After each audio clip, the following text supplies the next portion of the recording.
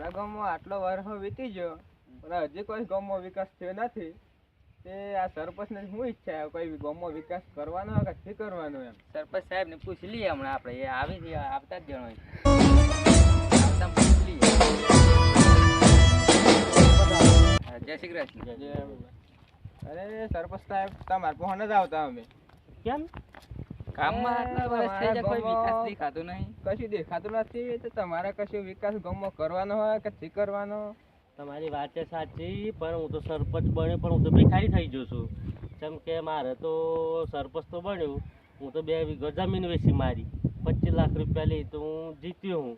બરોબર, તો મારે કંઈ વિકાસ તો કરવો પડશે ને. મારે આ એકને એક થયું હોય, મારે કંઈ વિકાસ તો કરવો પડશે ને. તો દેશનો વિકાસ ક્યારે કરે? ગામનો વિકાસ બધું ક્યાં નીકળશે? હવે વિકાસનો તો હવે મારું થાય તો હું હવે વિકાસ કરું ને આગળ. મારું થવું જોઈએ. પોતાનું કરવાનું પોતાનું તો કરવું પડશે ને. તમે કઈથી આ બધું ખોડી લાયા?